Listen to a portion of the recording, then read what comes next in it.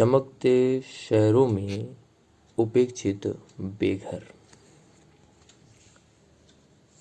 कड़ाके की ठंड में फुटपाथों पर बिखरी पुरानी रजाइयाँ, प्लास्टिक की फटी हुई चादरें और कभी कभार धुंधली आग की लौ शहर की जगमगाती रोशनी से कटी हुई दुनिया जैसी लगती है। कहीं से आई कोई छोटी सी खबर चुपचाप दब जाती है कि कड़ाके की ठंड ने फिर कुछ जिंदगियां लीन ली।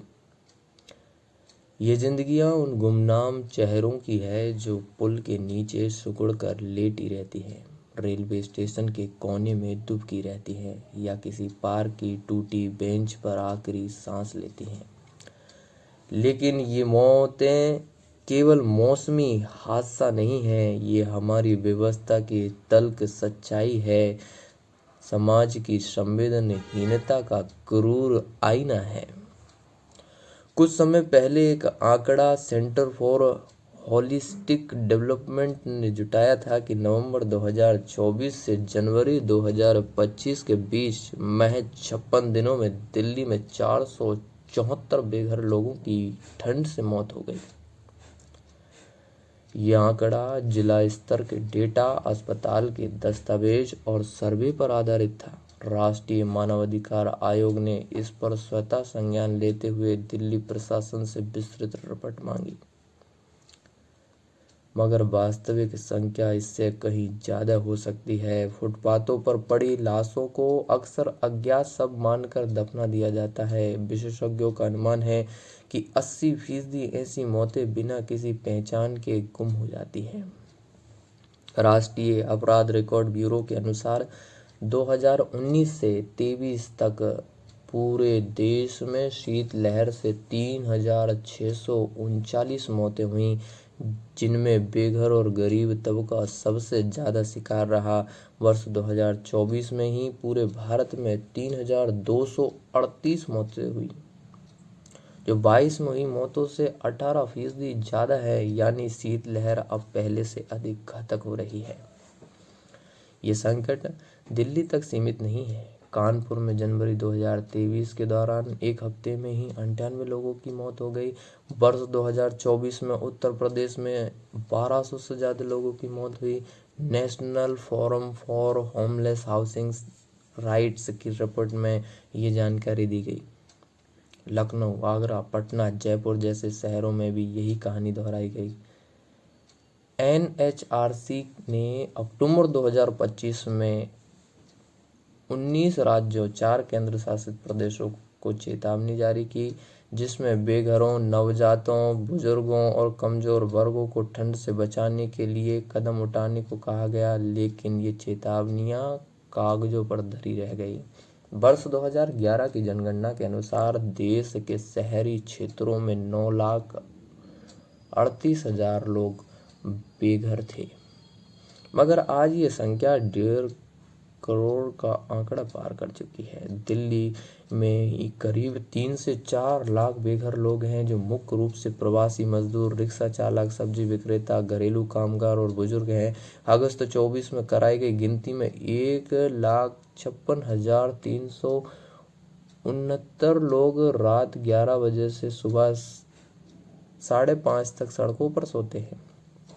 ये वे लोग हैं जो दिन भर शहरों को चला रहे होते हैं। वे सुबह 4 बजे से रिक्शा चलाते हैं, बाजारों में फल बेचते हैं, घरों में झाड़ू लगाते हैं, लेकिन शाम ढलते ही इनके लिए कोई जगह नहीं बचती। एक रिपोर्ट के मुताबिक महामारी के बाद प्रवासी मजदूरों की संख्या में 30% की बढ़ोतरी हुई, जिनमें से आधे से ज्यादा शहरी झुग्गियों या खुले आकाश तले रहने को मजबूर है।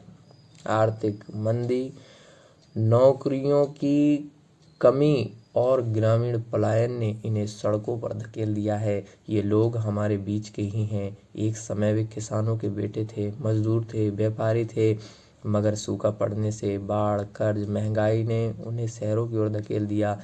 शहरीकरण की होड़ में गांव खाली हो रहे हैं, शहर बड़े हो रहे हैं, लेकिन गरीबों के लिए जगह सिकुड़ रही है। दिल्ली मास्टर प्लान 2041 के तहत शहर को स्मार्ट बनाने का सपना है, लेकिन इसमें बेघरों को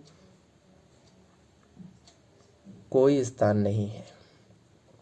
उल्टे झुग्गी झोंपड़ियां तोड़ी जा रही हैं। कुछ समय पहले यमुना किनारे सैकड़ों झुग्गियों पर बुलडोजर चला दिया गया। लोग मलबे पर सोने लगे, बच्चे टुटरे, महिलाएं रोई, लेकिन विकास का पहिया नहीं रुका। एक सर्वे के अनुसार दिल्ली में 40% बेघर लोग झुग्गी तोड़ने के बाद सड़कों पर आ जाते हैं।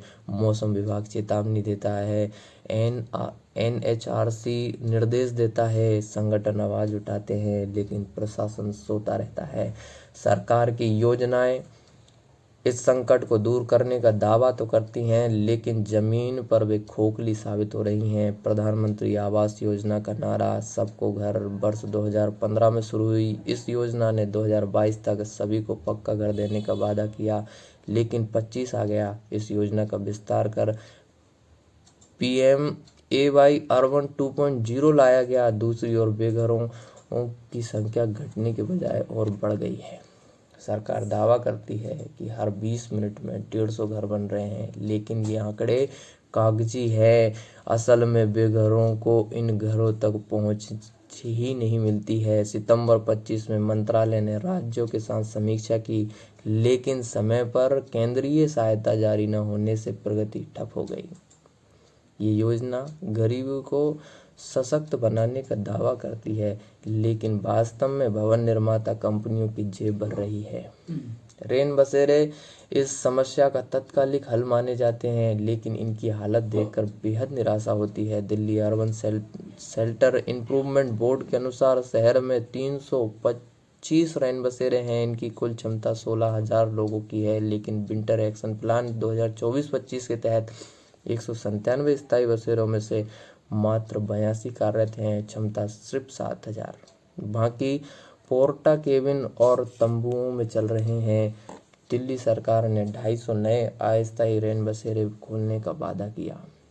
लाहौरी गेट, सराय काले खां जैसी जगहों पर भीड़ इतनी कि लोग फर्श पर सोते हैं। महिलाओं के लिए 17 बसेरे हैं, लेकिन असुरक्षित। एक रिपोर्ट के अनुसार यहाँ चोरी, नशाखोरी और हिंसा आम बात है। मास्टर प्लान के मुताबिक 300 से 350 स्थायी रेन बसेरे होने चाहिए थे, लेकिन अभी हैं 80।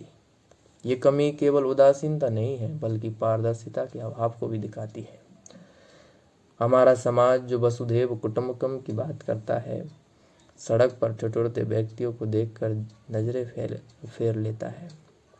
राष्ट्रीय मानवाधिकार आयोग की रिपोर्ट कहती है कि बेघरों को भिखारी या नशेड़ी समझा जाता है। कोई सर्वे नहीं होता कि कितने लोग खुले में सो रहे हैं। प्रशासन अनुमान पर चलता है। कानपुर की 98 मौत टाली जा सकती थी अगर समय रहते बेघरों का पता लग जाता। वैश्विक नजरिए से देखें तो न्यूयॉर्क या लंदन में रेन बसेरों में चिकित्सा सुविधाएं, बुनियादी सुविधाएं देना अनिवार्य है, मगर भारत में महज एक कंबल और चाय समाधान संभव है अगर इच्छा शक्ति हो।